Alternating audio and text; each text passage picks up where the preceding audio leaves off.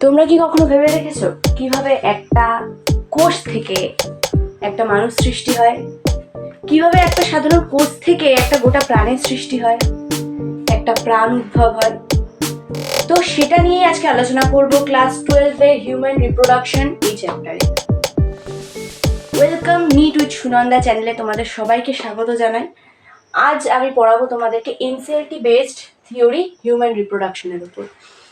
এই ক্লাসটা সম্পূর্ণ যারা নিটের স্টুডেন্ট তাদের জন্য খুবই হেল্পফুল হবে, এবং তার সাথে সাথে যারা বোর্ডের জন্য পড়াশোনা করছো তারাও দেখতে পারো, কনসেপ্ট তোমাদের পুরো ক্লিয়ার হয়ে যাবে ভিডিওটা যদি তোমরা দেখো। আজকে এই হিউম্যান রিপ্রোডাকশনের প্রথম ক্লাস, এরপর আরও ক্লাস আসবে এবং পরপর ধাপে ধাপে আমরা এই পুরো চ্যাপ্টারটা শেষ করে ফেলবো, তারপর আবার নতুন চ্যাপ্টারে হাত দেবো। তো এই চ্যাপ্টারটা পড়ার আগে তোমাদেরকে কিছু ইম্পর্টেন্ট টার্ম জেনে রাখতে হবে। প্রথমেই দেখো আমি লিখে রেখেছি গ্যামেটোজেনেসিস। তো গ্যামেটোজেনেসিস যারা জানো তারা খুবই ভালো, যারা জানো না তারা জেনে নাও। গ্যামেটোজেনেসিস মানে কি? প্রসেস অফ গ্যামেট ফর্মেশন, অর্থাৎ গ্যামেট তৈরির পদ্ধতি। পুংগ্যামেট, স্পার্ম, স্ত্রী গ্যামেট, ওভাম, এইগুলো যে তৈরি হচ্ছে সেই তৈরির যে প্রসেসটা, সেই প্রসেসটাকেই বলা হয় হচ্ছে গ্যামেট, মানে গ্যামেট ফর্মেশন যে প্রসেসটা সেটাকে গ্যামেটোজেনেসিস বলে। এরপর আছে ফার্টিলাইজেশন। ফার্টিলাইজেশন কি না, মেলের বডিতে স্পার্ম তৈরি হচ্ছে, ফিমেলের বডিতে ওভাম তৈরি হচ্ছে। এই মেল গ্যামেট আর ফিমেল গ্যামেট অর্থাৎ স্পার্ম আর ওভাম, এটা আমরা জানি, ছোট যদি না জানো জেনে নাও যে মেল বডি যারা পুরুষ তাদের দেহে শুক্রাণু তৈরি হয়, আর যারা স্ত্রী বা মেয়ে তাদের দেহে তৈরি হয় ডিম্বাণু। অর্থাৎ মেল এবং ফিমেল বডিতে যে গ্যামেটগুলো তৈরি হয় সেই গ্যামেটগুলোর ফিউশন বা গ্যামেটগুলোর পরস্পরের সাথে যে মিলন হওয়া সেটাকেই বলা হয় ফার্টিলাইজেশন। এরপর আছে জেস্টেশন। জেস্টেশন এটা কি বলছে? এমব্রায়োনিক ডেভেলপমেন্ট, অর্থাৎ একটা ভ্রূণ, এমব্রায়ো মানে হচ্ছে ভ্রূণ, তার ডেভেলপমেন্ট, অর্থাৎ যখন একটা ভ্রূণ বা এমব্রায়ো মায়ের পেটের মধ্যে বড় হয়, একটা মানে একটা বেবি যে তৈরি হচ্ছে, একটা ভ্রূণ ছিল সেখান থেকে সেটা ডেভেলপ হয়ে হয়ে একটা বেবি তৈরি করলো, সেটা এক সময় আমার তোমার মতো বড় হয়ে যাবে এবং একটা সম্পূর্ণ মানুষ তৈরি হবে। তো এই যে মায়ের পেটের মধ্যে একটা এমব্রায়ো, একটা ছোট্ট ভ্রূণ থেকে যে বাচ্চাটা তৈরি হয় মায়ের পেটে, সেই ডেভেলপমেন্টটা, এমব্রায়োর যে ডেভেলপমেন্টটা হয় মায়ের পেটের মধ্যে সেটাকেই বলা হয় জেস্টেশন। মোটামুটি 9 মাস ধরে যেটা হয় মায়ের পেটের মধ্যে সেটাকেই জেস্টেশন বলে। এরপর আসছে পার্চুরেশন। এটা হচ্ছে প্রসেস অফ বেবি ডেলিভারি, অর্থাৎ মায়ের পেট থেকে বাচ্চাটা বেরিয়ে আসে যে পদ্ধতিতে, সেটাই হচ্ছে পার্চুরেশন। এই কটা হচ্ছে বেসিক টার্ম একটু বলে রাখলাম। এরপর আমি পড়াতে পড়াতে আরো অনেক টার্ম কিন্তু তোমাদেরকে বলে দেব। এইটুকু হচ্ছে বেসিক টার্ম। এবার চলো পরের পড়াটা চলে যাই, মানে পড়াটা কি পড়বো দেখি। তো চ্যাপ্টারের নামই হচ্ছে হিউম্যান রিপ্রোডাকশন। এবারে রিপ্রোডাকশনের কথা বলতে গেলে বলতে হয় রিপ্রোডাকশন দুই প্রকারের হয়। হ্যাঁ, এই যে রিপ্রোডাকশন, এই রিপ্রোডাকশন কিন্তু দুই প্রকারের, দুটো টাইপস। কি টাইপস? একটা হচ্ছে সেক্সুয়াল রিপ্রোডাকশন আর একটা হচ্ছে অ্যাসেক্সুয়াল রিপ্রোডাকশন। মানে কি সেক্সুয়াল রিপ্রোডাকশন? মানে যেটা গ্যামেটের মাধ্যমে, মানে যেটাতে একজন স্ত্রী আর একজন পুরুষ, এটা হচ্ছে মেলের সাইন, এভাবে মেল বোঝানো হয় এই সাইনটার দ্বারা, আর এটা দ্বারা বোঝানো হয় ফিমেলদের। একটা মেল এবং একটা ফিমেল দুজনের প্রয়োজন হয় এবং দুজন থেকে আসা দুটো গ্যামেট। তো স্পার্ম আসে এখান থেকে আর এখান থেকে আসে হচ্ছে ওভাম। এদের দুজনের মিলনে তৈরি হয় হচ্ছে কি? তৈরি হয় জাইগোট। এই যে জাইগোট তৈরি হলো, এই প্রসেসটা হচ্ছে সেক্সুয়াল রিপ্রোডাকশন। আর অ্যাসেক্সুয়াল রিপ্রোডাকশন মানে এখানে একজনেরই প্রয়োজন হয়, দুজনের দরকার হয় না, একজনেরই প্রয়োজন হয় এবং এখানে কোনো প্রকার গ্যামেটের মিলন হয় না অন্যান্য পদ্ধতিতে। মানে ধরো কারোর দেহের কোনো একটা অংশ কেটে গেল, সেখান থেকে আরেকটা নতুন অর্গানিজম তৈরি হয়ে গেল। কেউ একা একাই নিজের ডিভিশন করিয়ে করিয়ে নতুন নতুন অর্গানিজম তৈরি করে ফেললো। মানে যেখানে একজনেরই প্রয়োজন হয়, দুজনের প্রয়োজন হয় না, সেটা হচ্ছে অ্যাসেক্সুয়াল রিপ্রোডাকশন। সেটা তোমরা অন্য চ্যাপ্টারে পড়বে, সেটা অন্য চ্যাপ্টারের বিষয়। এই যে সেক্সুয়াল রিপ্রোডাকশন, তো মানুষের, এবার তোমাদের মনে প্রশ্ন আসছে তাহলে মানুষের রিপ্রোডাকশনটা কি প্রকার? অবভিয়াসলি সবাই জানো, যারা জানো না তারা জেনে নাও যে হিউম্যান রিপ্রোডাকশন, মানুষের যে রিপ্রোডাকশনটা সেটা হচ্ছে অ্যাকচুয়ালি সেক্সুয়াল রিপ্রোডাকশন। অর্থাৎ মানুষ তৈরি করার জন্য একটা ছেলে একটা মেয়ে, অর্থাৎ একজন বাবা একজন মায়ের প্রয়োজন হয়। বাবার থেকে আসে পুংগ্যামেট বা শুক্রাণু, মায়ের থেকে আসে স্ত্রীগ্যামেট বা ডিম্বাণু, এবং তাদের মিলনে তৈরি হয়, তাদের ফিউশনের ফলে তৈরি হয় জাইগোট। এইটা হচ্ছে মেল এবং ফিমেলের সাইন, এটা হচ্ছে মেল, এটা হচ্ছে ফিমেল।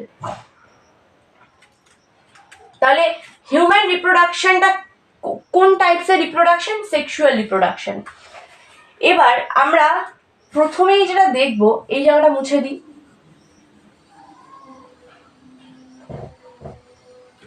ঠিক আছে, আচ্ছা, এরপর আমরা এখানে যেটা দেখব সেটা হচ্ছে অর্গ্যান সিস্টেম।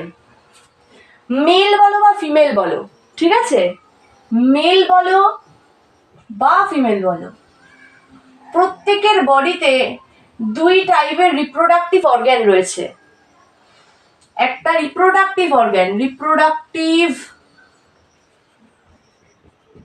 অর্গ্যান, অর্থাৎ যে অর্গ্যানগুলো, যে অঙ্গগুলো রিপ্রোডাকশনে হেল্প করে তাদেরকে বলে রিপ্রোডাক্টিভ অর্গ্যান। এই রিপ্রোডাক্টিভ অর্গ্যান মেলের বডিতেও আছে, ফিমেলের বডিতেও আছে। এই রিপ্রোডাক্টিভ অর্গ্যানগুলো দুটো টাইপসের হয়, একটা হচ্ছে প্রাইমারি বা 1 ডিগ্রি, আর একটা হচ্ছে সেকেন্ডারি। প্রাইমারি রিপ্রোডাক্টিভ অর্গ্যান কাদেরকে বলে আর সেকেন্ডারি রিপ্রোডাক্টিভ অর্গ্যান কাদেরকে বলে? প্রাইমারি রিপ্রোডাক্টিভ অর্গ্যান সেগুলো যারা গ্যামেট তৈরি করে, গ্যামেট ফর্মেশন করে, ঠিক আছে, গ্যামেট তৈরি করে, তারা হচ্ছে প্রাইমারি রিপ্রোডাক্টিভ অর্গ্যান। আর সেকেন্ডারি রিপ্রোডাক্টিভ অর্গ্যান কারা? যারা হচ্ছে রিপ্রোডাকশনে হেল্প করে, বা আরো প্রপারলি যদি বলি তাহলে গ্যামেটের যেটা ট্রান্সপোর্টেশন, পরিবহনে গ্যামেট ট্রান্সপোর্ট, ঠিক আছে, গ্যামেটের ট্রান্সপোর্টে হেল্প করে। অর্থাৎ প্রাইমারি রিপ্রোডাক্টিভ অর্গ্যান যেগুলো মেলের বডিতেও আছে, ফিমেলের বডিতেও আছে, primary reproductive organ, secondary reproductive organ. Primary reproductive organ হচ্ছে গ্যামেট তৈরি করে, আর সেকেন্ডারি রিপ্রোডাক্টিভ অর্গ্যানগুলো গ্যামেটটাকে ট্রান্সপোর্ট করে, অর্থাৎ বয়ে নিয়ে যায়, ঠিক আছে। তো যদি বলি মেলের বডিতে প্রাইমারি রিপ্রোডাক্টিভ অর্গ্যান কি হচ্ছে? টেস্টিস বা শুক্রাশয়। সরি, মেলের বডিতে প্রাইমারি রিপ্রোডাক্টিভ অর্গান হচ্ছে টেস্টিস। আর যদি বলি ফিমেলের বডিতে কি? ফিমেলের বডিতে প্রাইমারি রিপ্রোডাক্টিভ অর্গান হচ্ছে ওভারি। আর সেকেন্ডারি রিপ্রোডাক্টিভ অর্গান মেলের বডিতেও আছে, ফিমেলের বডিতেও আছে। এগুলো আমি একটু পরে বলছি, মানে যার অর্গান, মানে মেল রিপ্রোডাক্টিভ সিস্টেম যখন পড়াবো মেলের সেকেন্ডারি অর্গান বলে দেবো, আর যখন ফিমেলের পড়াবো তখন ফিমেলেরটা বলে দেবো। সেকেন্ডারি রিপ্রোডাক্টিভ অর্গান অনেকগুলো করে আছে, তো ওগুলো পরে বলছি। তো এইটুকু দেখে নিলে, এটা মুছে দিচ্ছি।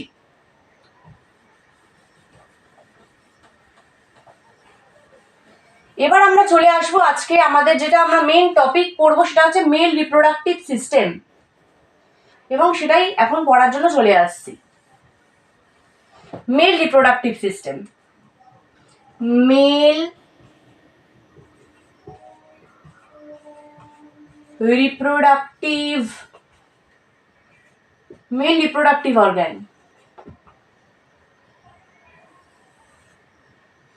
Mail reproductive system. তো মেল রিপ্রোডাক্টিভ সিস্টেম বা পুংজননতন্ত্র সম্পর্কে পড়বো, ঠিক আছে। আমরা প্রথমে এক্ষুনি দেখলাম যে প্রাইমারি রিপ্রোডাক্টিভ অর্গান কি হয় মেলদের ক্ষেত্রে। প্রাইমারি রিপ্রোডাক্টিভ অর্গান বা 1 ডিগ্রি হচ্ছে টেস্টিস। আর ফিমেলদের কথা বাদ দাও, মেল রিপ্রোডাক্টিভ সিস্টেমের ক্ষেত্রে আমি বললাম সেকেন্ডারি রিপ্রোডাক্টিভ অর্গানটা আমি পড়ানোর সময় বলবো। সেকেন্ডারি রিপ্রোডাক্টিভ অর্গান মেলদের ক্ষেত্রে কি আছে? আছে হচ্ছে বিভিন্ন ধরনের অ্যাক্সেসরি গ্ল্যান্ডস আছে, অ্যাক্সেসরি ডাক্টস আছে, আর রয়েছে পেনিস ইত্যাদি। তো এই যে accessory glands, accessory ducts, penis, এই জিনিসগুলো হচ্ছে secondary reproductive organ for mail. এবার এই গ্ল্যান্ড, অ্যাক্সেসরি গ্ল্যান্ড মানে কিছু গ্রন্থি, গ্ল্যান্ড কিছু ডাক্টস মানে কিছু নালী, আর পেনিস মানে যেটা হচ্ছে ছেলেদের যেটাকে এক্সটার্নাল জেনিটাল অর্গান বলা হয়, সেটা হচ্ছে ছেলেদের যেটা লিঙ্গ হয় বা পেনিস, সেটা দেহের বাইরে থাকে। আর এগুলো হচ্ছে সব দেহের ভিতরের পার্ট। সেকেন্ডারি রিপ্রোডাক্টিভ অর্গান মেলদের ক্ষেত্রে হচ্ছে এগুলোই, আর প্রাইমারি রিপ্রোডাক্টিভ অর্গান একটাই, এই হচ্ছে স্পার্ম তৈরি করে। এবার আমরা একটু ডিপে ঢুকে যাব। আমরা ছোটবেলা থেকে পড়ছি টেস্টিস বা শুক্রাশয় থেকে স্পার্ম বা শুক্রাণু তৈরি হয়, শুক্রাশয় থেকে শুক্রাণু তৈরি হয়, কিন্তু অ্যাকচুয়ালি কোন অংশটা থেকে, শুক্রাশয়ের কোন অংশটা থেকে শুক্রাণু তৈরি হয় সেটা কিন্তু আমরা পড়িনি, ঠিক আছে, বা আমরা জানিও না। এবার আজকে আমরা সেটাই দেখব। দেখো, প্রাইমারি রিপ্রোডাক্টিভ অর্গানের মধ্যে টেস্টিস আছে। আমি একটা টেস্টিসের ছবি তোমাদেরকে আঁকছি, মানে জাস্ট একটা ডায়াগ্রাম। এটা মুছে দিচ্ছি কারণ আমি একটা ছবি বোর্ডের মধ্যে অলরেডি এঁকে রেখেছি, তো ওটা আঁকতে অনেক সময় লাগবে, ওটা আমি ওই জন্য এঁকে রেখেছি আগে থেকে। ওটা তোমাদেরকে পরে বোঝাবো একদম লাস্টে, তোমরা ইজি ওয়েতে বুঝে যাবে। এইটুকু তোমাদের বলতে পারি, মনোযোগ দিয়ে শুধু ভিডিওটা দেখো। এইটা হচ্ছে, আমি ধরে নিচ্ছি একটা টেস্টিস। আচ্ছা, আগে এই ছবিটা থেকে দেখো, আমি ধরে নিচ্ছি এটা একটা টেস্টিস। এটা কি? একটা টেস্টিস বা শুক্রাশয়, ঠিক আছে।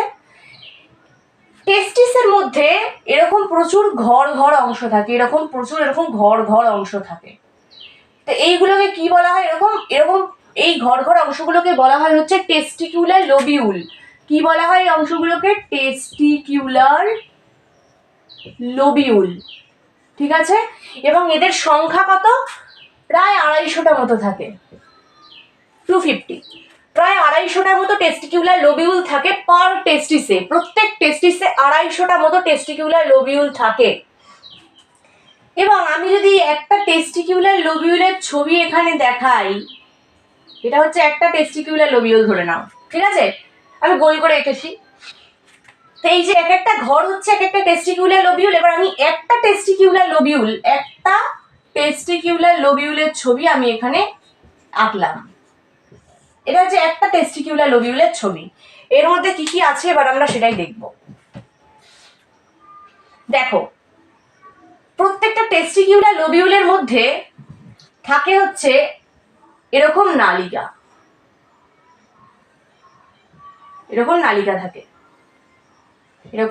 থাকে, হয়ে গেল। এই নালিকাগুলোকে বলা হয় সেমিনিফেরাস টিবিউল। এগুলোকে কি বলা হয়? সেমিনিফেরাস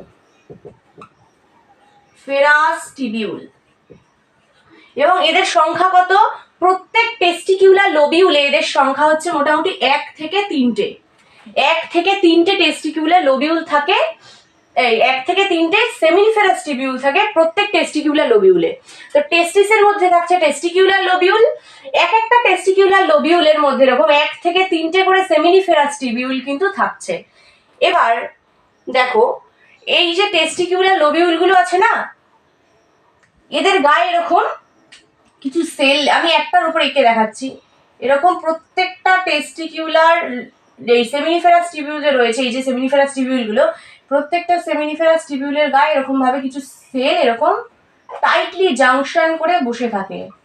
যারা পরস্পরের সাথে দেখো টাইটলি ভাবে আঁটো সাঁটো, কিন্তু কোথাও কিন্তু এদের ফাঁক নেই, একদম পরপর টাইটলি বাউন্ড হয়ে বসে আছে। এখানেও আছে তাই একই জিনিস,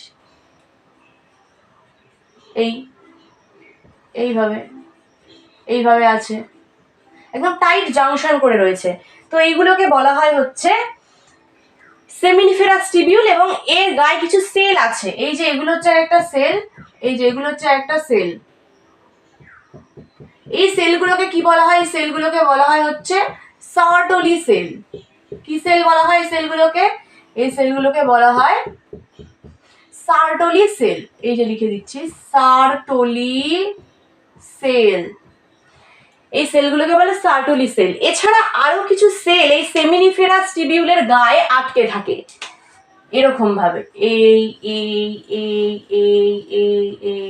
এইভাবে আটকে থাকে। এইভাবে সেমিনিফেরাস টিবিউলের দেওয়ালে এরকম আরো কিছু সেল আটকে থাকে। এই সেলগুলোকে কি বলা হয়? আচ্ছা, আমি টেস্টিকুলার লোবিউল লেখাটা মুছে দিচ্ছি, তোমরা তো জানো, মুছে দিলাম এই জায়গাটা। এই যে টেস্টিকুলার, এই যে ছোট ছোট সেলগুলো যেগুলো এক্ষুনি আঁকলাম, এই ছোট ছোট সেলগুলো, এইগুলো তো সার্টোলি সেল, কালোগুলো, এর নীল দিয়ে যেগুলো আঁকলাম এইগুলোকে বলা হয় স্পারম্যাটোগোনিয়া। স্পারম্যাটোগোনিয়া, ঠিক আছে, স্পারম্যাটোগোনিয়া। আর এই যে 1 থেকে 3টে করে নালী রয়েছে, হাইস্ট 3টে নালী থাকতে পারে এই এক একটা টেস্টিকুলার লোবিউলের মধ্যে, বাকি স্থান তো ফাঁকা। এই ফাঁকা স্থানটাকে বলা হয় হচ্ছে, এই যে ফাঁকা স্থানগুলো, এটাকে কি বলা হয়, এটাকে বলা হয় হচ্ছে ইন্টারস্টিশিয়াল স্পেস। ইন্টারস্টিশিয়াল স্পেস বলা হয় এই ফাঁকা স্থানগুলোকে, বলে ইন্টারস্টিশিয়াল স্পেস। আর ইন্টারস্টিশিয়াল স্পেসগুলোর মধ্যে এরকম কিছু আরো ছোট ছোট সেল থাকে, এরকম আরো কিছু ছোট ছোট এরকম সেল থাকে। এই যে সেলগুলো থাকে, সেলগুলোকে বলা হয় লিডিক সেল। লিডিক সেল, ঠিক আছে। তো এই যে সেলগুলো রয়েছে এই ফাঁকা স্থানে, এই ফাঁকা স্থানে এই যে সেলগুলো আছে, এই সেলগুলোকে বলা হয় হচ্ছে লিডিক সেল। এছাড়া আরো কিছু লিডিক সেল তো রয়েছে, এছাড়া এরকম আরো কিছু সেল থাকে। লিডিক সেলের সাথে থাকে হচ্ছে ইমিউন সেল। ইমিউন সেল মানে কি, যেগুলো অনাক্রম্যতা বজায় রাখে, অর্থাৎ ইমিউন সিস্টেমকে ঠিকঠাক রাখে। প্রত্যেকটার কারণ বলবো কেন আছে, সব বুঝতে পারবে। এই ইন্টারস্টিশিয়াল স্পেস বা ফাঁকা জায়গাটার মধ্যে কি কি সেল থাকে? দুটো প্রকার সেল থাকে, একটা হচ্ছে সার্টোলি সেল থাকে, আর একটা থাকে হচ্ছে স্পারম্যাটোগোনিয়া। কোথায় থাকে? সেমিনিফেরাস টিবিউলের গায়ে আটকে থাকে, ঠিক আছে। আর যে ফাঁকা স্থানগুলো, এই ফাঁকা স্থানগুলোতে দু প্রকার সেল থাকে, একটা হচ্ছে লিডিক সেল আর একটা হচ্ছে ইমিউন সেলস থাকে, অর্থাৎ যেগুলো অনাক্রম্যতা বজায় রাখে, কোনো ক্ষতিকর পদার্থকে নষ্ট করে দেয়, খেয়ে নেয় বা নষ্ট করে দেয়। আর লিডিক সেল থাকে এই ফাঁকা স্থানগুলোতে। এবার আমরা এক একটার কাজ করব। এই যে স্পারম্যাটোগোনিয়া, স্পারম্যাটোগোনিয়া কি করে? স্পারম্যাটোগোনিয়াই হচ্ছে স্পার্ম তৈরি করে। স্পার্ম তৈরি করে, স্পারম্যাটোগোনিয়া থেকেই ছোট ছোট স্পার্ম এই টিবিউলের মধ্যে তৈরি হয়ে যায়। এই সেমিনিফেরাস টিবিউলের মধ্যেই স্পার্মটা তৈরি হয়। কার থেকে?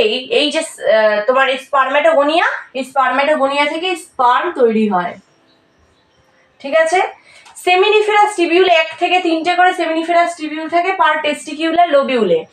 সেমিনিফেরাস টিবিউলের গায়ে থাকে সার্টোলি সেল। এই সার্টোলি সেল কি করে? এই সার্টোলি সেল হচ্ছে নিউট্রিশন প্রোভাইড করে। আমি লিখে দিচ্ছি, সার্টোলি সেল কি করে?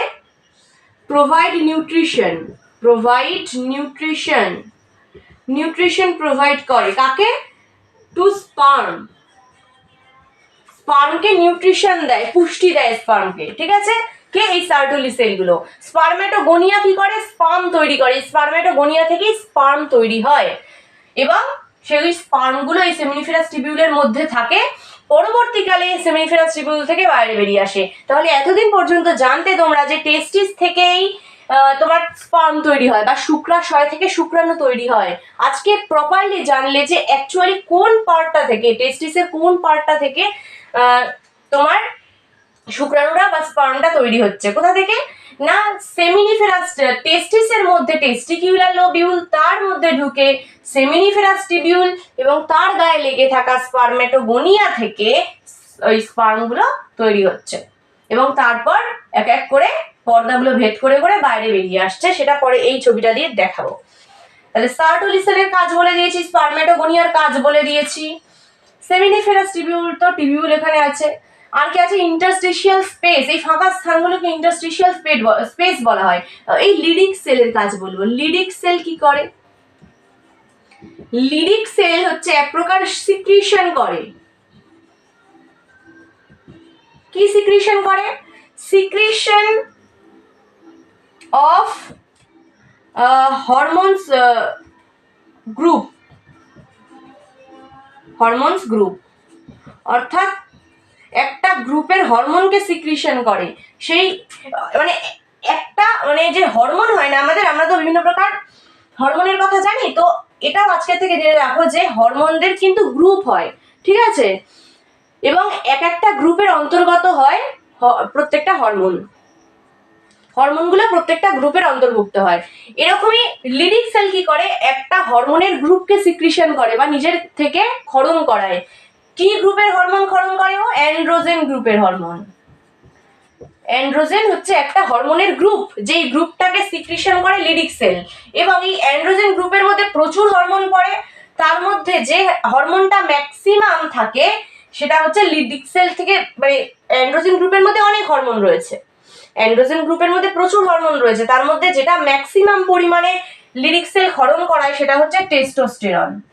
টেস্টোস্টেরন নিশ্চয়ই এই হরমোনটার নাম শুনেছো, ছেলেদের দেহ থেকে খরিত হয় বা ছেলেদের দেহে তৈরি হয় এই হরমোনটা টেস্টোস্টেরন। তো এটা কিভাবে তৈরি হয় বুঝতে পারলে? ছেলেদের যে টেস্টিস রয়েছে সেই টেস্টিসের যেটা সেমিনিফেরাস টিবিউলের ইন্টারস্টিশিয়াল স্পেস, সেই ইন্টারস্টিশিয়াল স্পেসে থাকা লিডিক সেল থেকে একটা লিডিক সেলগুলো একটা গ্রুপের হরমোনের সিক্রিশন করায়, যেটা হচ্ছে অ্যান্ড্রোজেন গ্রুপের হরমোন, এবং অ্যান্ড্রোজেন গ্রুপের মধ্যে প্রচুর হরমোন রয়েছে, তার মধ্যে লিডিক সেল যেটাকে সিক্রিশন করায় সেটা হচ্ছে টেস্টোস্টেরনকে ম্যাক্সিমাম পরিমাণে সিক্রিশন করায়। অ্যান্ড্রোজেন গ্রুপের মধ্যে সবথেকে ইম্পর্টেন্ট হরমোন হচ্ছে টেস্টোস্টেরন, এবং এটাকেই সিক্রিশন করায় হচ্ছে লিডিক সেল। তাহলে টেস্টোস্টেরন কোথা থেকে আসছে? লিডিক সেল থেকে। কোথাকার লিডিক সেল? টেস্টিসের লিডিক সেল। আরো মানে অ্যাকিউরেটলি বললে টেস্টিসের টেস্টিকিউলার লোবিউলের সেমিনিফেরাস টিবিউলের ইন্টারস্টিশিয়াল স্পেসে থাকা লিডিক সেল। তো এই জায়গাটা পুরো ক্লিয়ার হয়ে গেছে আশা করছি তোমাদের। দেখে নাও কিছু ডাউট আছে নাকি। আরেকটা কথা এখানে বলবো, কথাটা হচ্ছে সার্টোলি সেলকে নার্স সেলও বলা হয়, নার্স সেল। সার্টোলি সেলকে নার্স সেলও বলা হয়। কেন বলা হয় না? সার্টোলি সেল আমরা দেখছি যে নিউট্রিশন প্রোভাইড করছে স্পার্মকে, স্পার্মকে নিউট্রিশন দিচ্ছে, তাই একে নার্স সেল বলা হয়। ঠিক আছে, দেখে নাও। কোনো জায়গায় যদি স্ক্রিনশট নিতে চাও নিয়ে নিতে পারো, আমি সরে যাচ্ছি। 1 2 3 4 5। চলো এবার সেমিনিফেরাস টিবিউলের আরো কিছু কাজ তোমাদেরকে আমি বলবো, তার আগে বোর্ডটা মুছে ফেলি।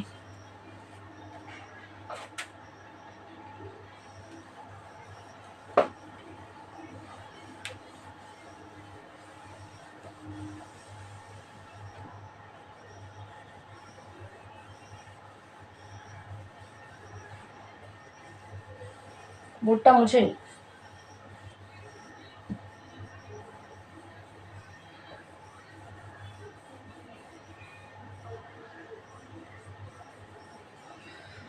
আচ্ছা, আরো কিছু কাজ বলবো সার্টোলি সেলের, সেগুলো তোমরা লিখে নেবে।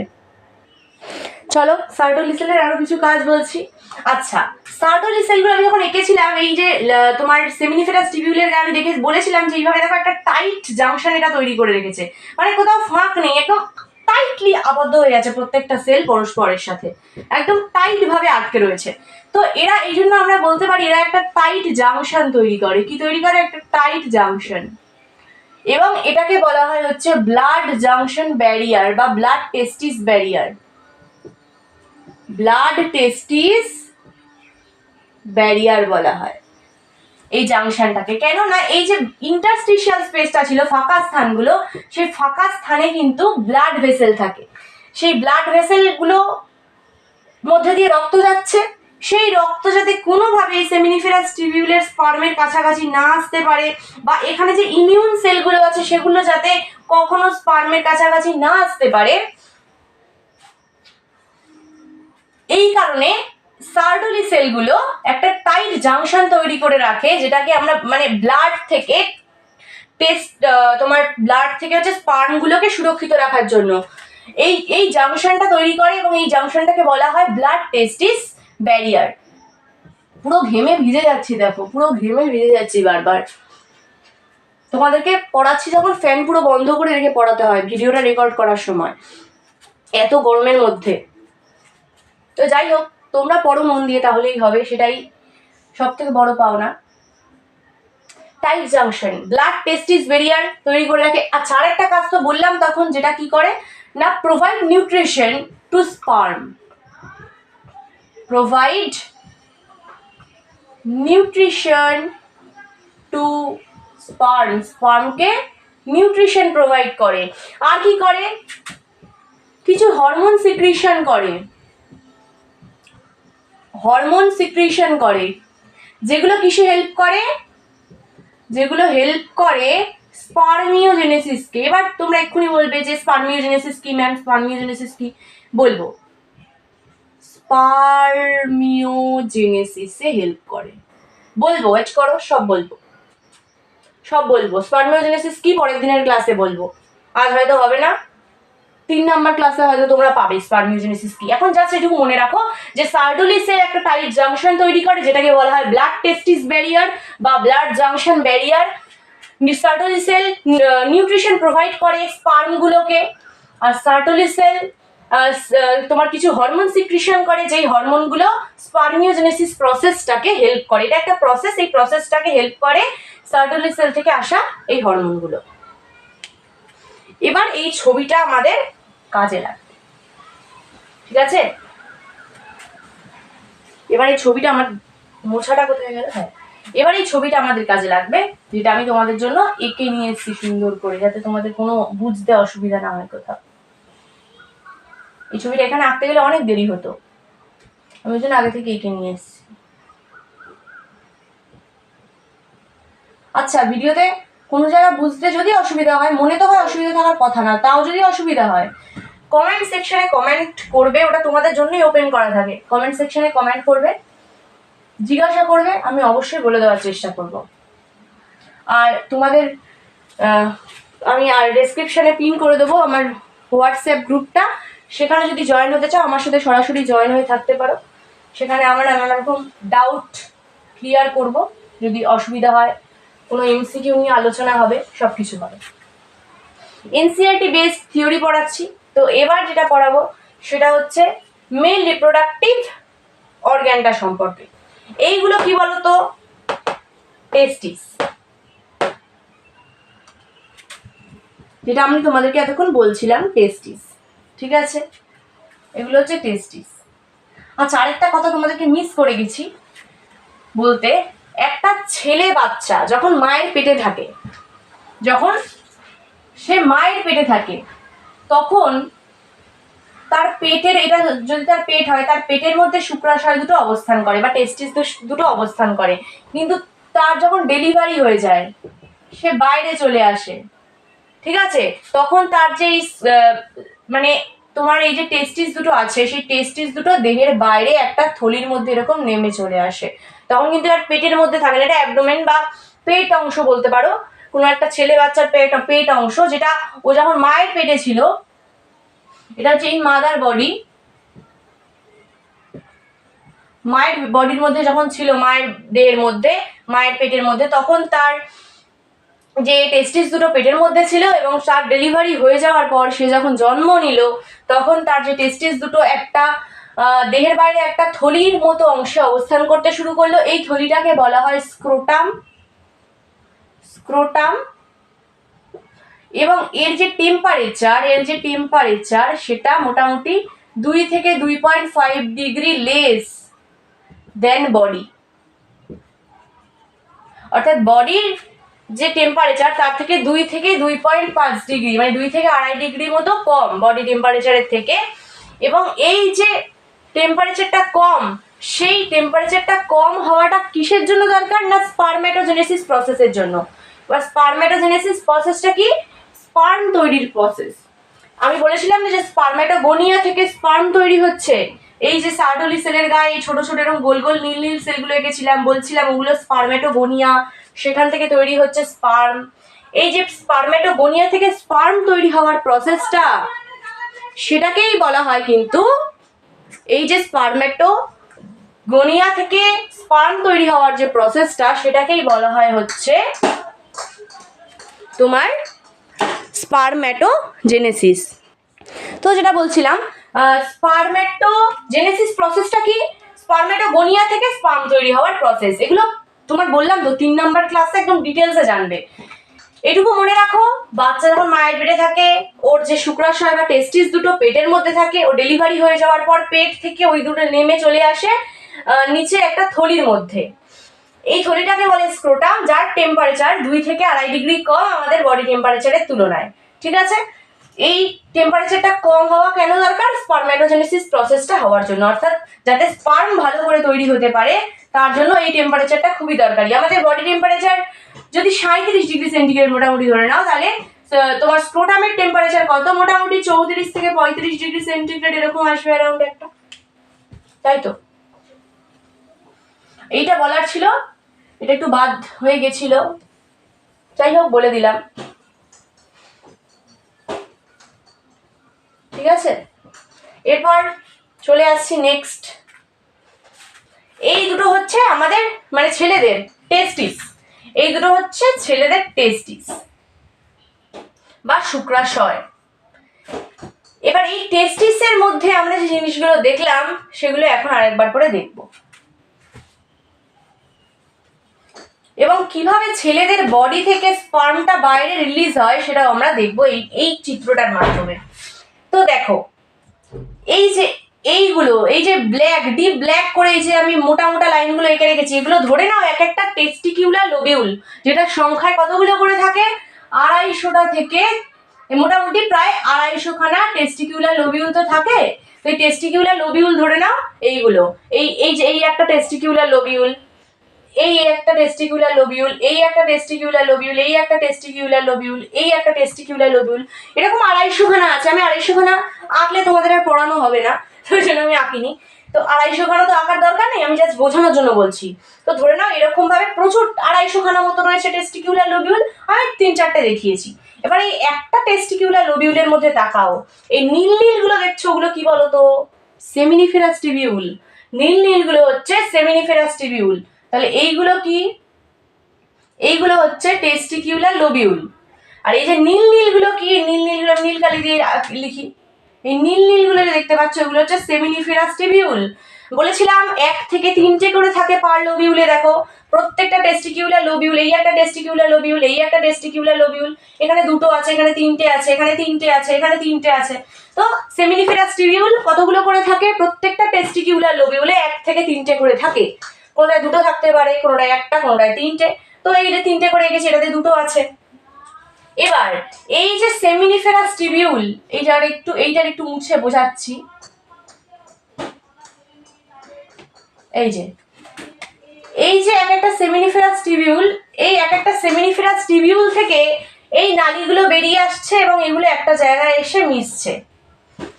এই সেমিনিফেরাস টিবিউল থেকে বেরিয়ে আসা এই নালীগুলোকে কি বলা হয়? এগুলোকে বলা হচ্ছে রেটিটেস্টিস। কি বলা হয়? রেটিটেস্টিস। এই সেমিনিফেরাস টিবিউলগুলো এই যে একটা জায়গা তৈরি হলো, এই একটা, এগুলো কি? এগুলো হচ্ছে রেটিটেস্টিস। মানে এই কয়েকটা সেমিনিফেরাস টিবিউল একসাথে মিলিত হয়ে এই জিনিসটা তৈরি করলো, এই একটা রেটিটেস্টিস। আবার এখানে এতগুলো সেমিনিফেরাস টিবিউল মিলে আবার এই অংশটা তৈরি হলো, এটা একটা রেটিটেস্টিস। এই সেমিনিফেরাস টিবিউলগুলো মিলে আবার এই জায়গার একটা অংশ তৈরি হলো, এটা একটা রেটিটেস্টিস। তাহলে এগুলোকে কি বলা হয়? এগুলোকে বলা হয় রেটিটেস্টিস। এটা নতুন পড়লে, রেটিটেস্টিস। এই রেটিটেস্টিস গুলো একসাথে মিলে যায়, এই প্রত্যেকটা রেটিটেস্টিস দেখো এখানে একসাথে মিলে গেছে, গিয়ে এই অংশটা তৈরি করেছে, এই অংশটা, এই স্ট্রেট অংশটা, এটাকে বলা হয় হচ্ছে ভাস ডিফারেন্স। ভাস ডিফারেন্স বলা হয় এই অংশটাকে। তাহলে টেস্টিকিউলার লোবিউলের মধ্যে সেমিনিফেরাস টিবিউল, প্রত্যেকটা সেমিনিফেরাস টিবিউলের মধ্যে মানে এরকম কিছু সেমিনিফেরাস টিবিউল একসাথে মিলে গিয়ে একটা অংশ তৈরি করছে। এই কিছু সেমিনিফেরাস টিবিউল একসাথে মিলে গেল, কিছু সেমিনিফেরাস টিবিউল একসাথে মিলে গেল, মানে প্রত্যেকটা টেস্টিকিউলার লোবিউলের সেমিনিফেরাস টিবিউলগুলো, এই টেস্টিকিউলার লোবিউলের সেমিনিফেরাস টিবিউলগুলো একসাথে মিলে গিয়ে রেটিটেস্টিস তৈরি করলো। আবার এই যে টেস্টিকিউলার লোবিউলটা, এই টেস্টিকিউলার লোবিউলের সেমিনিফেরাস টিবিউল যেগুলো, সেটা মিলে গিয়ে একটা রেটিটেস্টিস তৈরি করলো। এরকম অনেক রেটিটেস্টিস, ধরুন আমি 4টে টেস্টিকিউলার লোবিউল দেখেছি, 4টে টেস্টিকিউলার লোবিউল থেকে 4টে রেটিটেস্টিস বেরিয়ে এসছে। তো এই 4টে রেটিটেস্টিস আবার একসাথে মিলে গিয়ে তৈরি করলো ভাস ডিফারেন্স। এবং এরপর এই যে পেঁচানো নালিকা অংশটা দেখতে পাচ্ছ, এরপর এই অংশটা আসে, এই পেঁচানো নালী অংশটা, এটাকে বলা হয় এপিডিডাইমিস। এপিডিডাইমিস বলা হয় এই পেঁচানো অংশটাকে, ঠিক আছে। তাহলে এখান থেকে এখানে এই যে সার্টোলি সেলের মধ্যে স্পার্ম তৈরি হয়, তোমরা দেখেছিলে, স্পার্ম এইভাবে এই পথটা দিয়েই বেরিয়ে আসছে, ঠিক আছে। এই অংশটাকে বলা হয়, এরপর এই অংশটাতে আসে স্পার্ম বেরিয়ে আসছে টেস্টিকুলার লোবিউল থেকে রেডি টেস্টিস হয়ে ভাস ডিফারেন্স থেকে এপিডিডাইমিস থেকে ভাসা ইফারেনশিয়াতে আসে। এই যে লম্বা একটা নালীর অংশ যেটা এই ইউরিনারি ব্লাডার এর পেছন থেকে ঘুরে আবার এখানে এসছে, এটাকে বলা হয় ভাসা ইফারেনশিয়া বলা হয় এই অংশটাকে। এইটা হচ্ছে আমাদের ইউরিনারি ব্লাডার বা মূত্রথলি, ইউরিনারি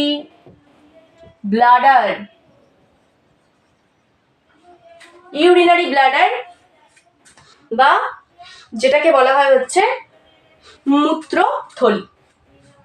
তাহলে এই যে অংশটাই এটা হচ্ছে টেস্টিস, সেই টেস্টিস থেকে এই পথ ধরে কি আসছে, স্পার্ম আসছে। এই টেস্টিসেও যা হচ্ছে এই টেস্টিসেও তাই হচ্ছে। এই টেস্টিসটাকে আমি জুম করে সমস্ত জিনিসগুলো তোমায় দেখিয়েছি, এই টেস্টিসটাকে ছোট করে রেখে দিয়েছি, তাই এত কিছু দেখতে পাচ্ছ না। ওকে, এটা হচ্ছে এটা কি এটার জুম পার্ট, এটাকে জুম করে গেছি, এই টেস্টিসটাকে নরমাল লিখেছি, তাই কিছু বুঝতে পারছো না। একই জিনিস আছে এইদিকে, একই জিনিস ঘটছে এইদিকে। এখান থেকে এই পথ ধরে স্পার্ম এখানে আসছে, এখান থেকে এই পথ ধরে স্পার্ম এখানে আসছে। এই সমস্ত জিনিস এই পাশেও একইভাবে রয়েছে, ঠিক আছে। তো এই যে ভাসা ইফারেনশিয়া অংশটা কিন্তু এই ইউরিনারি ব্লাডারের পিছন দিক থেকে ঘুরে আবার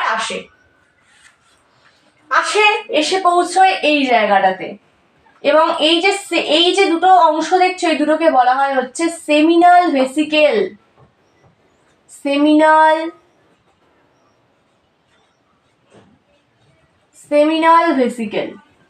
ঠিক আছে, সেমিনাল ভেসিকেল, ঠিক আছে।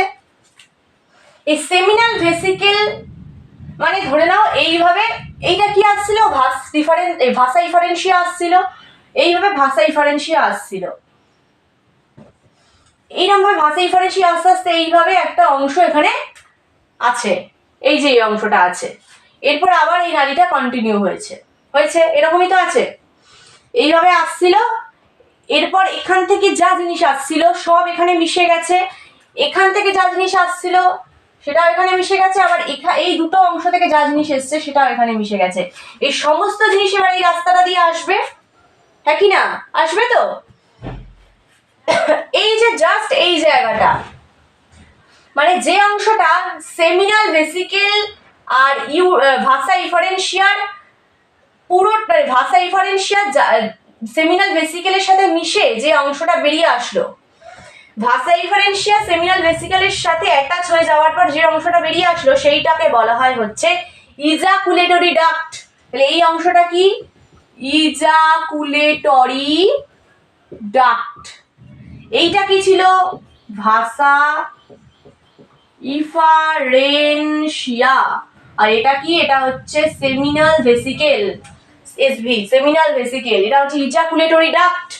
এই অংশটাই যে জাস্ট মানে এইখান থেকে স্পার্ম আসছিল, স্পার্মগুলো এখানে এসে পড়লো, আর সেমিনাল ভেসিকেল থেকে আসে সেমিনাল প্লাজমা আসে সেমিনাল ভেসিকেল থেকে। তাহলে স্পার্ম এবং সেমিনাল প্লাজমা এই সমস্ত কিছু এবার এই রাস্তাটা দিয়ে প্রবাহিত হবে। তো এই যে জাস্ট এই অংশটা, যে অংশটা সেমিনাল ভেসিকেল মানে ভাসা ইফারেনশিয়ার সাথে সেমিনাল ভেসিকেল মিশে যাওয়ার পর যে অংশটা বেরিয়ে এসছে, ভাসা ইফারেনশিয়ার সাথে সেমিনাল ভেসিকেল মিশে যাওয়ার পর যে অংশটা বেরিয়ে এসছে সেটাকে বলা হয় ইজাকুলেটরি ডাক্ট। এই অংশটাকে বলে ইজাকুলেটরি ডাক্ট, ঠিক আছে।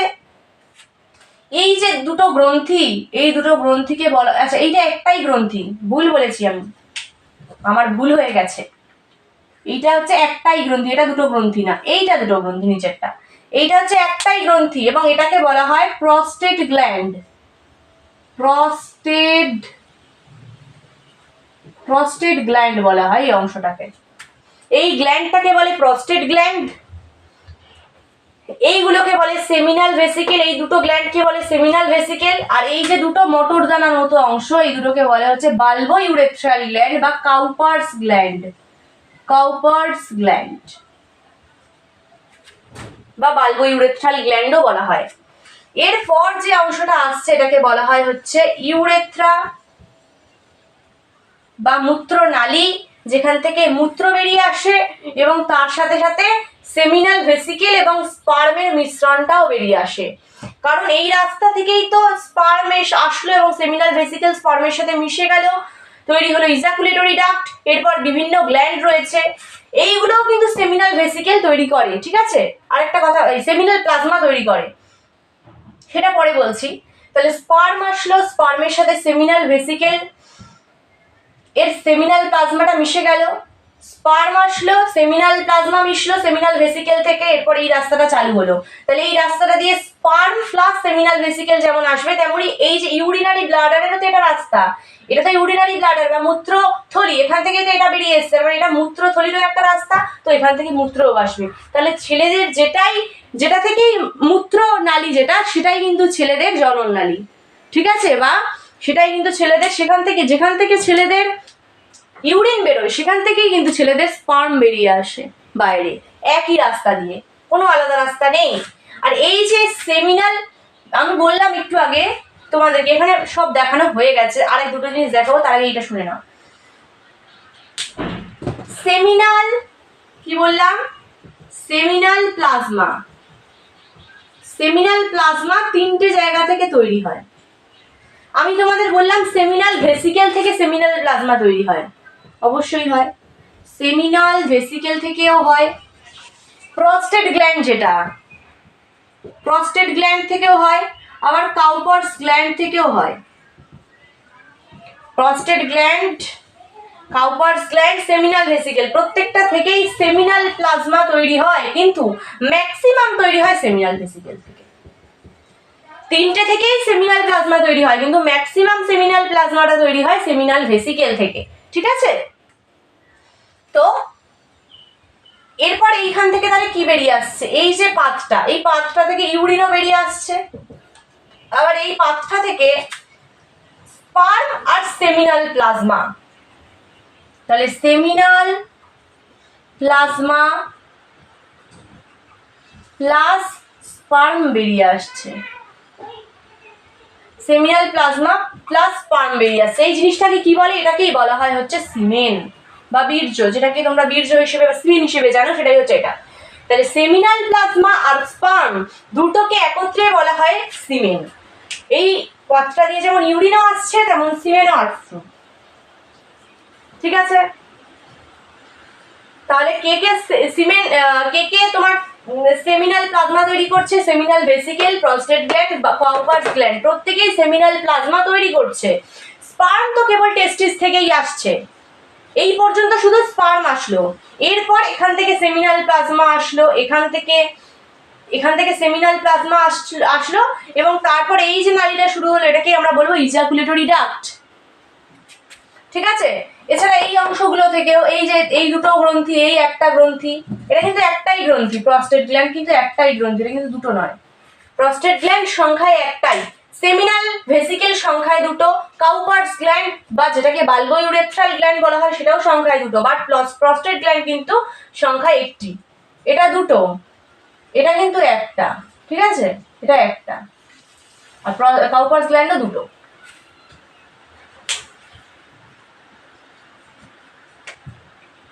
কাউপার্স গ্ল্যান্ডও দুটো, শুধু এই প্রস্টেট গ্ল্যান্ডটা একটা। এই যে অংশটা, এই যে দেখালাম ভালো করে, ভাসা ইফারেন্সিয়া আসছিল, শুধু স্পার্ম আসছিল, এখান থেকে শুধু স্পার্ম ছুটে ছুটে আসছিল, শুধু স্পার্ম। কিন্তু এখান থেকে কি আসলো, এখান থেকে আসলো হচ্ছে সেমিনাল প্লাজমা, সেমিনাল ভেসিকেল থেকে। এই যে সেমিনাল প্লাজমা আসলো, তারপর এই স্পার্ম আর সেমিনাল প্লাজমা একসাথে মিশে এখান থেকে প্রবাহিত হচ্ছে, এই অংশটাকে বলা হচ্ছে ইজাকুলেটরি ডাক্ট।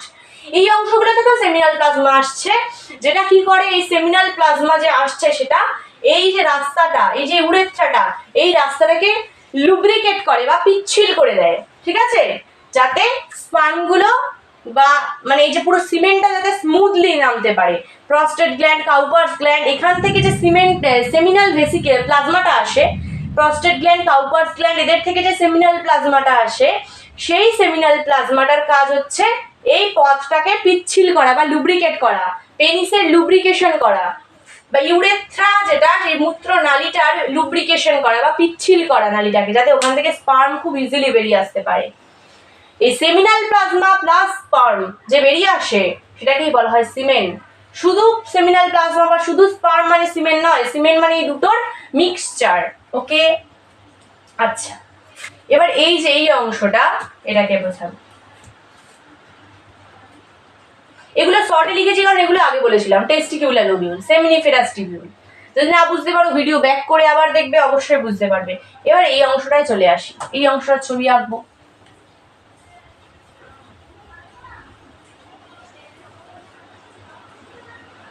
আচ্ছা এই অংশটার ছবি আঁকছি। এই যে ইউরেথ্রা, এই ইউরেথ্রা, আর এই যে অংশটা, এই, ঠিক আছে। এই যে অংশটা, এটা ছেলেদের দেহের বাইরে থাকে। এই অংশটা এই পর্যন্ত দেহের ভেতরের পার্ট ছিল, ঠিক আছে। এই পর্যন্ত দেহের ভেতরের পার্ট ছিল, এই পর্যন্ত সব জিনিস দেহের ভেতরে, কিন্তু এই যে পেনিসটা, এটাই ছেলেদের দেহের বাইরে থাকে। এটা ছেলেদের দেহের বাইরের অংশ, এক্সটার্নাল জেনিটাল অর্গান, বাইরের অংশ, বাহ্যিক যৌনাঙ্গ যেটাকে বলা হয়। তো এইটা হচ্ছে ছেলেদের পেনিস, বা ছেলেদের যেটাকে লিঙ্গ বলা হয়, এটাই হচ্ছে ছেলেদের পেনিস। এইটা কি? এইটা হচ্ছে ইউরেথ্রা, ইউরেথ্রা।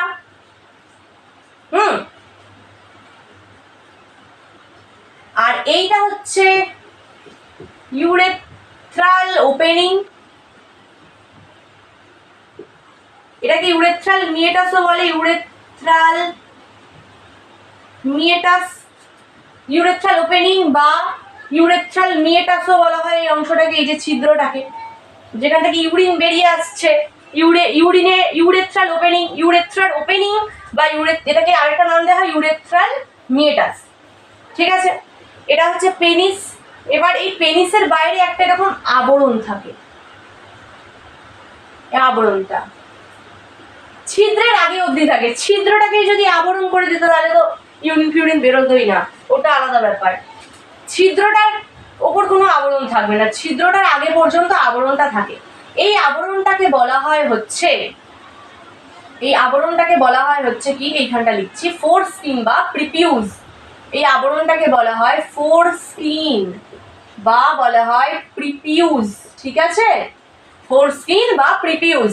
আর এই যে একদম টিপ অফ দ্য পেনিস বা পেনিসের যেটা মাথা, ঠিক আছে, পেনিসের যেটা মাথা, এটা তো ছিদ্রটা, কিন্তু এই যে পেনিসের যে মাথার অংশটা, যেটা রেড কালারের একটা মাংসল অংশ হয়, লাল রঙের একটা নরম মাংসল অংশ, এই অংশটাকে বলা হয় হচ্ছে গ্ল্যান্স পেনিস, গ্ল্যান্স পেনিস। ওকে, তো এটা পেনিসটা, পেনিসের যেটা টিপ বা একদম মাথাটা, সেটা একটু লাল বর্ণের হয় এবং একটু নরম হয়, নরম মাংসল পিণ্ড, লাল বর্ণের, ঠিক আছে। সেটাকে বলা হয় গ্ল্যান্স পেনিস, যেটা হচ্ছে টিপ অফ দ্য পেনিস, পেনিসের একদম মাথার অংশটা গ্ল্যান্স পেনিস বলা হয়। এবার এই যে ইউরেথ্রাল যে ওপেনিংটা, এটাকে বলা হয় হচ্ছে ইউরেথ্রাল, মানে ইউরেথ্রাল ওপেনিংটাকে বলে ইউরেথ্রাল মিয়েটাস। পুরো যে আবরণটা যেটা পেনিসকে ঢেকে রেখেছে একটা কভারিং, সেটাকে বলে ফোর স্কিন বা প্রিপিউস। সব জিনিস এখানে বোঝানো হয়ে গেছে। আচ্ছা, যেটা এখানে বললাম যে সেমিনাল ভেসিকেল, সেমিনাল ভেসিকেল, তাহলে আমি তোমাদের যে জিনিসগুলো বলছিলাম, সেমিনাল ভেসিকেল, এটা মুছে দিচ্ছি, বুঝতে পেরেছো নিশ্চয়ই। লাস্ট একটা জিনিস বলে চ্যাপ্টারটা আমি শেষ করবো এবারে। আজকের ক্লাস এখানে সমাপ্ত থাকবে, আবার পরে কোনো একদিন দেখা হবে। আচ্ছা, তাহলে আমি প্রাইমারি রিপ্রোডাক্টিভ অর্গান সম্পর্কে বলে দিয়েছিলাম। বাকি কি ছিল? Secondary reproductive organ.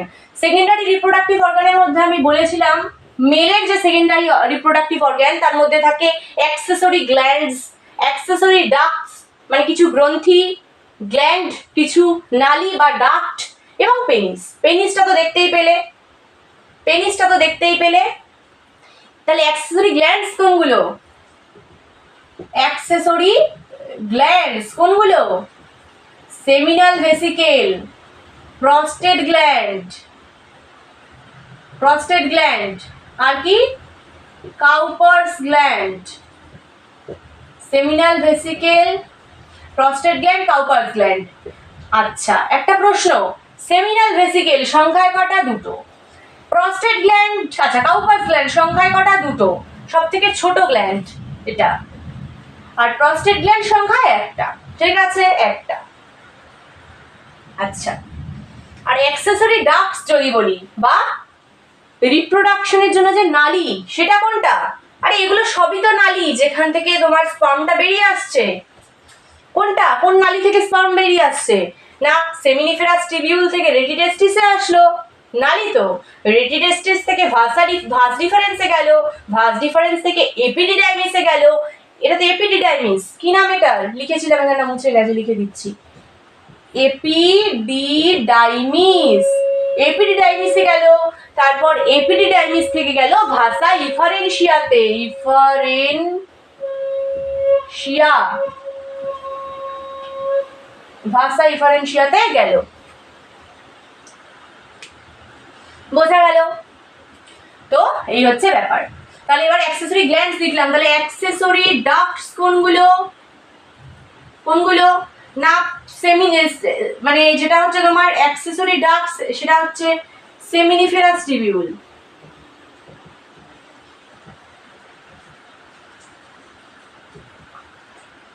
আচ্ছা, সেমিনিফেরাস টিবিউলটা না লিখলেও হবে, কারণ সেমিনিফেরাস টিবিউলের স্পার্মটা তৈরিই হচ্ছে। তো সেমিনিফেরাস টিবিউলটা আমি অ্যাক্সেসরি ডাক্টসের মধ্যে লিখছি না, কারণ যেখান থেকে বয়ে আসছে সেটা আমরা লিখবো। সেমিনিফেরাস টিবিউলের মধ্যে তৈরিই হচ্ছে, তাহলে বয়ে আসছে কোন জায়গাটা থেকে? সেটাই তো, যেটা ট্রান্সপোর্টে হেল্প করে গ্যামেটের, সেটাই তো সেকেন্ডারি রিপ্রোডাক্টিভ অর্গ্যান। তাহলে অ্যাক্সেসরি গ্ল্যান্ডসটা কি? Secondary reproductive organ. তাহলে সেটা কোনটা লিখতে হবে? রেটিডেস্টিস থেকে শুরু হবে, কারণ সেমিনিফেরাস টিবিউলের মধ্যে তো তৈরি হচ্ছিল। ঠিক আছে, তৈরি হওয়ার পর বেরোবে কোথা থেকে? রেটিডেস্টিস। তাহলে প্রথমেই লিখবো রেটিডেস্টিস। রেটিডেস্টিস থেকে কোথায় আসবে?